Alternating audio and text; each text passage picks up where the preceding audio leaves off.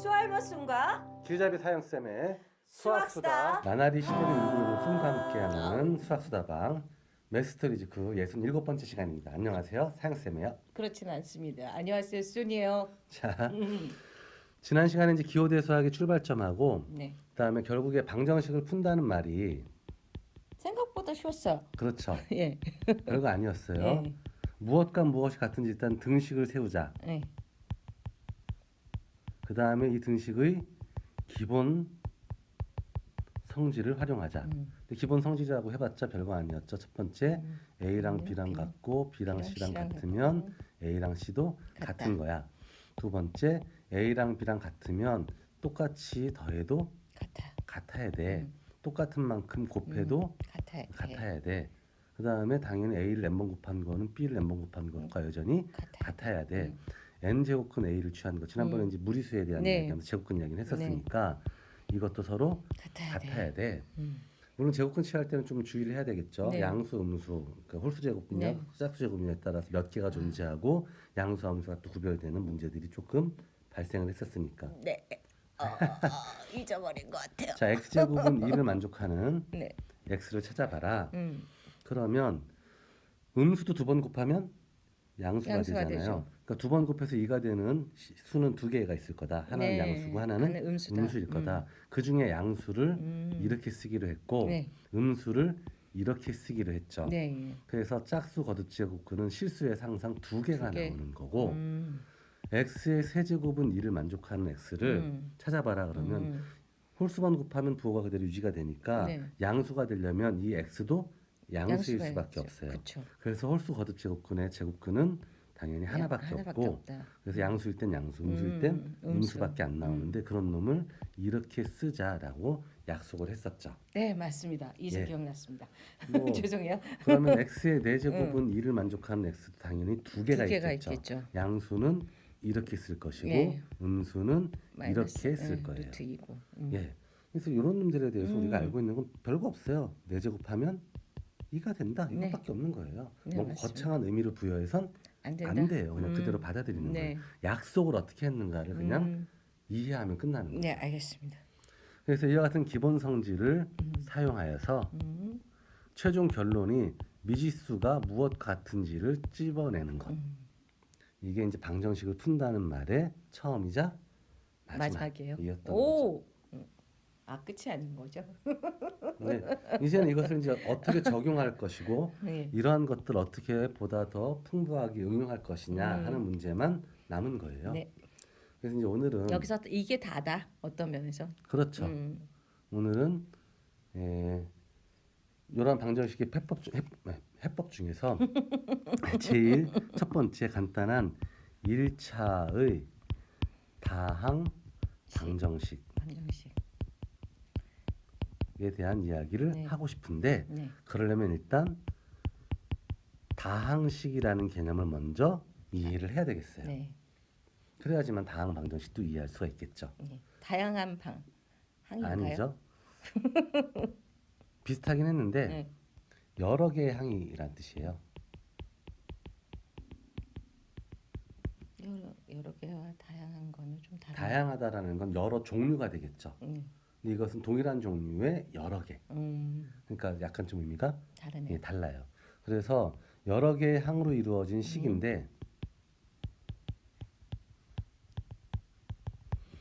예전에 잠깐 언급했던 기억도 날 겁니다. 문자와 숫자, 문자와 문자 사이에 곱셈 기호는 뭐 하기로 했어요? 생략하기로 했죠. 생략하기로 했었죠. 네. 그 다음에 숫자와 문자가 곱해지면 숫자를 먼저 쓰기로 했고 네. 동일한 놈이 여러 개 곱해지면 거듭제곱으로 표현하기로 했고요. 네. 그 다음에 문자 부분이 몇 개 곱해져 있는가를 그 식의 차수라고 부르기로 이제 약속을 합시다. 약속하는 거죠. 예. 내가 들었나? 처음 듣는 것 같은데. 예, 지난번에 여기까지 이야기를 예. 했었고요. 예. 그 다음에 차수라는 말은 뭐냐 하면 똑같은 A가 두 번 곱해져 있으면 네. 이렇게 쓰기로 했잖아요. 네. 그래서 이런 항을 우리는 뭐라고 하냐면 A의 2차 항이라고 부르기로 약속을 한 거예요. 네. 항이라는 것은 지난번에 언뜻 이야기했던 것처럼 우리가 다루려고 하는 어떤 대상 하나를 하나. 이제 항이라고 부르기로 했던 거고요. 아주 초반에 예, 수업할 그렇죠. 때 뭐 말씀해 주셨죠. 헌법 몇 조 몇 항 네, 할 때 바로 그 항자가 바로 이 네. 항자랑 똑같은 거예요. 그래서 몇 번째 대상 대상. 한계, 그거. 예, 그것. 그거. 그래서 2차 항, A의 2차 항이라고 부르자라는 거죠. 왜냐하면 차수라는 말은 동일한 문자가 몇 개 곱해져 있냐라는 의미로서 우리가 약속을 한 거기 때문에 똑같은 A가 2개 곱해져 있으니까 이건 2차 항이 되는 거예요. 자, 그 다음에 그러면 A가 3개 곱해져 있으면 우리 간단하게 이렇게 쓰기로 했잖아요. 네. 그럼 이것은 A의 몇 차 항이 될까요? 3차? 예, 3차 항이 되는 거예요. 그렇군요. 그리고 이와 같이 문자나 숫자들 사이에 동일한 문자들만 이렇게 곱해져 있을 때에 동일하지 않아도 상관없는데 미안해요. 문자나 숫자 사이에 곱셈으로만 연결된 식을 문자는 다양해도 상관이 예, 없고 연결된 식을 우리는 단항식이라고 불러요. 항이 한 개밖에 없다 이런 뜻이에요. 그래서 예를 들면 더하기도 마찬가지나요? 예, 그러면 이 x의 제곱 y z 이렇게 되어 있으면 그러면 30이라는 숫자, x란 문자, y란 문자, z란 문자 사이에 전부 다 곱셈으로만 연결되어 있잖아요. 네. 이런 것을 일종의 단항식이라고 이야기하는 거예요. 그러면 곱셈에만 허용이 돼 있는 건가? 그렇죠. 나는 뭐 더하기나 뭐 덧셈이나 이런 뺄셈. 사실 뺄셈은 음수를 더하는 거니까 똑같게 되겠지만 그러니까 곱셈도 나눗셈도 그럼 포함되겠죠. 다 포함이 되는 거예요. 그렇죠. 그러니까 그러니까 곱하기 곱셈만 뿐만 아니라 다른 것도 다 포함이 되는 거예요. a분의 1 뭐 이렇게 되어 있으면 그렇게 돼 있는 거 말고 그렇죠. 그러니까 숫자와 문자 사이사이가 예. 다 곱셈 말고 다른 더하기나 빼기 나누기가 쓰여지면 나누기는 안 돼요. 그러니까 이렇게 되어 있는 것은 나중에 이제 이야기하겠지만 분수식이라고 해요. 나누기는 안 된다. 네, 그래서 이렇게 되어 있는 걸 빼고 이렇게 되어 있는 꼴들만을 단항식이라고 부르는 거예요. 그러면 이런 꼴들 사이에 더하기도 마이너스 빼기도 다 들어가도 상관없는 아니죠. 곱셈으로만 연결되어 있어야 된다 그랬잖아요. 그래서 여쭤보는 예, 거예요. 그래서 A 더하기 B가 되어 있으면 이것은 단항식이 아니에요. 그래서 다시 설명해 주면 이제 마무리를 지을게요. 네. 이러한 단항식들의 곱셈만 아니죠. 단항식들의 합차로 표현되어지는 말이 어렵다. 더하기나 빼기로 쓰여 있는 식을 죄송해요. 언어가 부족해서. 쓰여 있는 식을 다항식이라고 부르기로 한 거예요. 맞아요. 예, 항이 여러 개다. 네, 항이 여러 개다. 이제 뭔 얘기인지 알겠죠? 그러니까 곱셈으로만 표현되어 있으면 단항식이고 그런 단항식들이 덧셈, 뺄셈으로 연결되어 있으면 다항식이다. 특히 단항식은 항이 한 개인 다항식이라고 봐요. 네. 다항식이 그러면 다 포함이 돼 있는 거네요. 이렇게 표현하면 좀 이해가 될까요? 0이 더해져 있어 이래도 되잖아요. 네.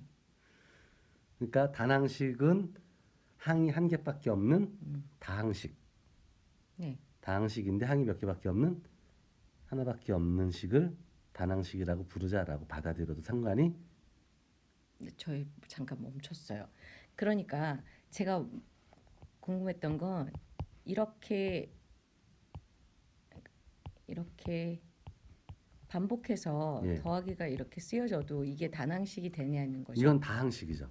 이건 다항식이에요. 예. 그러니까 왜냐하면 곱셈에만 적용이 된다는 그렇죠. 얘기죠. 곱셈으로만 연결되어 있어야 돼요. 그러니까 단순하게 생각하세요. 뭐 복잡하게 의미를 부여하려고 하지 말고 숫자하고 문자들이 여러 개가 곱해져 있으면 단항식이다. 단항식이다. 네. 그런 놈들이 더하거나 빼져 있으면 덧셈이나 뺄셈으로 연결되어 있으면 여러 개가 그런 놈을 네, 다항식이라고 하자. 근데 이렇게만 하면 단항식과 다항식은 다른 놈처럼 보여버리잖아요. 네. 그러니까 그러면 좀 문제가 생기니까 단항식도 다항식에 속해 있는 놈으로 보자라는 거예요. 단항식도 다항식에 속해 있는 놈이다. 예. 왜냐하면 항이 몇 개밖에 없는 하나밖에 없는 다항식. 근데 그건 곱셈에만 적용이 된다며요. 그러니까 지금 연산이라는 개념하고 항이라는 개념하고 헷갈리는 것 같은데 네. 항이라는 것은 우리가 다루려고 하는 대상 하나라고 했잖아요. 네. 그러니까 예를 들면 이런 것 하나하나가 다 항이 되는 거예요. 그렇죠. 근데 얘는 x라는 문자 사이에 곱셈으로만 연결되어 있잖아요. 네. 그러니까 이것이 일종의 단항식이 되는 거예요. 아, 그런 게 하나라도 포함이 돼 있으면 그렇죠. RS 얘도 하나의 제곱이니까 단항식이 되는 거고 z도 하나의 단항식이다. 단항식이 되는 거예요. 음. 항이 하나인. 그러니까 곱셈으로 되어 있는 건 그냥 묶어버려서 하나로 취급하자라는 뜻이에요. 별거 아니라. 그래서 예를 들면 32x제곱 yz 아까 썼던 거에다가 네. 뭐 2y 더하기 6z의 제곱 x 더하기 7yj 뭐 이렇게 되어 있어도 이것 하나하나가 다 무슨 식? 단항식. 이게 단항식들이에요. 빼기 3z 뭐 이런 것도 그러니까 집어넣어야 되겠죠. 더하기나 빼기가 같이 연결고리로 되어 있는 걸 다항식 전체를 다항식이라고 그렇죠. 하고 이거 한 묶음 자체를 다항식이라고 다항식이라고 하는 하고 거고 요런 것 하나하나를 단항식이라고 네, 하는 거예요. 무슨 얘기인지 알겠습니다. 예, 예. 네. 그런데 이제 요 하나도 예를 들어서 이렇게 하나만 딸랑 있어도 얘는 항이 한 개인 다항식이라고 부를 거야라고 약속한 거예요. 요거 하나만 딱 떨어뜨려도 그렇죠. 그래서 이걸 부르는 방식은 두 가지가 있는 거예요. 얘는 단항식이야라고 해도 되고 항이 한 개인 다항식이야라고 해도 되는 거예요. 묶음이 한 개인 그렇죠. 다항식이야. 그래서 어떻게 부르든 그건 네 맘이야 뭐 이렇게 되는 거죠. 네, 무슨 이제 제 개념이 정확하게 왔습니다. 예. 네. 그래서 이제 한 번 더 정리를 하자면 문자와 숫자와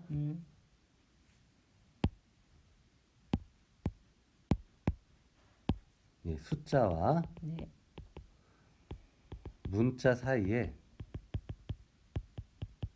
곱셈으로만 연결되어 있을 때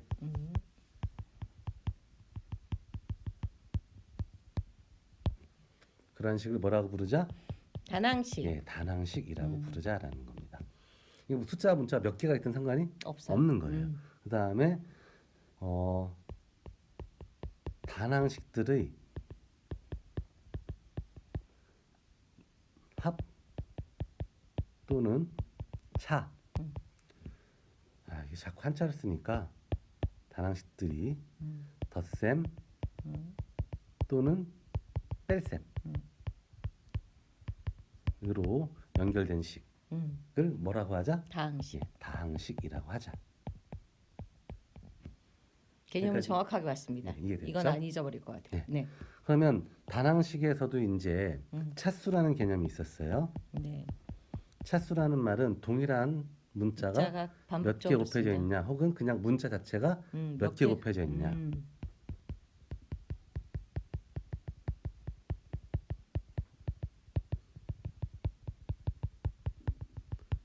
자, 여기서 이제 중요한 포인트 하나가 나오는데 요 문자라는 개념을 이제 뭐라고 생각해야 되냐면 변수 또는 미지수의 경우를 뜻한다라고 받아들여야 돼요. 그건 x나 y로만 z 이렇게 아니죠. 표현되는 건가요? 그거는 데카르트가 암묵적으로 그렇게 썼을 뿐이지 우리는 사실은 어떤 놈이 미지수인지를 분명히 찝어줘야 돼요. 아, 그래요? 예.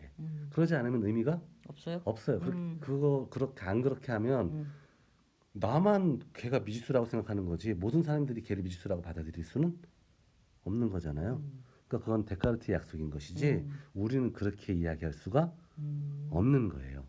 그래서 x에 대한 다항식이라고 표현되어 있는 꼴일 때하고 그렇지 않을 때가 좀 다른 거예요.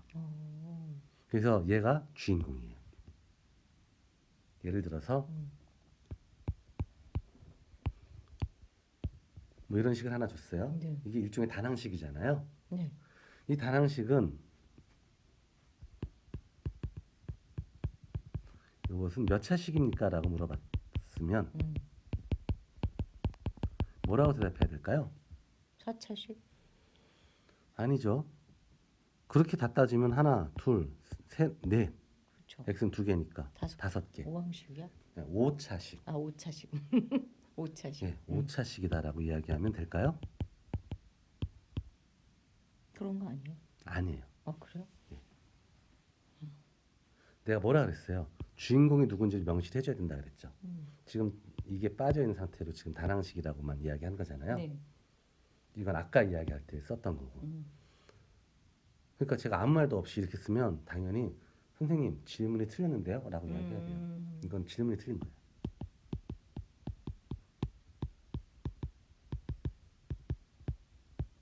이 식의 정체가 뭔데요? 라고 물어봐야 돼요.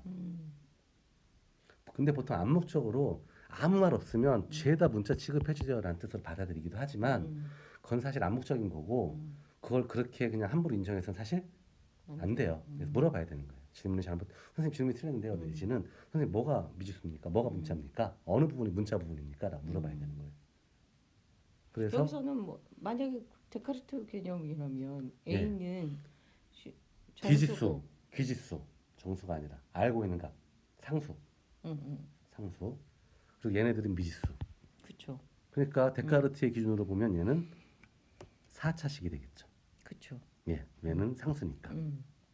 근데 그런 기준도 데카르트 기준이지 우리가 따를 필요는 없어요. 없어요. 그래서 다음 문자식은 이건 어떤 문자에 대한 식인지를 이야기를 해줘야 되는 거죠. 그래서 A, X, Y, Z에 대한 다낭식 이것은 몇 차식입니까? 라고 물어보면 그때는 몇 차식입니다? 5차식입니다. 라고 대답하면 맞는 거예요. 저 되게 힘드네요. 응용 문제에 들어가니 뭐 정신이 없네요. 힘든 게 아니라 처음에 얘를 변수로 볼 거야, 얘를 미지수로 볼 거야를 명시를 해줘야 된다는 얘기, 이야기를 해줘야 된다는 거예요. 아 그건 알겠어요. 예. 아니 그건 안 돼. 전체적으로 지금 제가 힘들어졌어요. 그러면 오늘 여기까지 하고요. 다음 시간에 기운 내서 다시 한번 만나보도록 할게요. 죄송해요. 저는 여기까지 할게요. 안녕. 안녕.